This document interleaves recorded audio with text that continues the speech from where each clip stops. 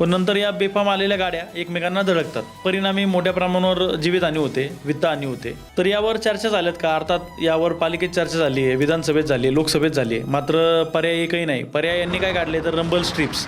तर या रंबल स्ट्रिप्सवरून तुम्ही विचार करा की 50 ते 60 टनच्या गाड्या कंटिन्यू गेल्या तर कोणती रंबल स्ट्रिप टिकणार आहे?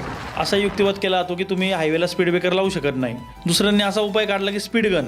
हे स्पीड गन म्हणजे रोगापेक्षा इलाज भयंकर अशातला हा भाग आहे। जेव्हा 60चा स्पीड होता या आता नुकत्याच झालेल्या अपघाताच्या आधी कोट्यवधीचा दंड वसूल केला गेलेला आहे, आणि आता तर ते म्हणतात की बाबा 30चा स्पीड इथे लागू करणार आहेत। म्हणजे या 30च्या स्पीडने गाड्या चालणार कोणत्या? कार, ज्या छोट्या कार आहेत किंवा ज्या छोट्या टू व्हीलर आहेत त्यावाल्या।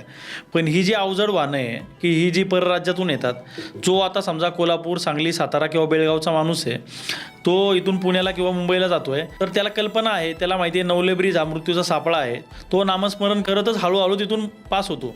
मात्र जो परराज्यातील वाहन चालक आहे त्याला या प्रकारची काडीची कल्पना नसते, त्यामुळे तो एकतर गाडी बंद करून म्हणा किंवा एकदम बेफाम सुसाट म्हणा, जी गाडी एवढ्या मोठ्या उतारावर एवढ्या फास्ट येते तर त्याचा ब्रेक अर्जंटली लागत नाही, तर परिणामी ज्या कार 30च्या स्पीडने चालत तर त्यांना ती गाडी धडकू शकते। ही शक्यताही नाकारता येऊ शकत नाही। या अपघातांवर माझ्या दृष्टीने सर्वात महत्त्वाचा उपाय जर कोणता असेल ना, तर आता आपण बघा प्रत्येक टोल नाक्याच्या एक्झिट पॉईंटला ट्रॅफिकवाले बांधव आपले उभे असतात।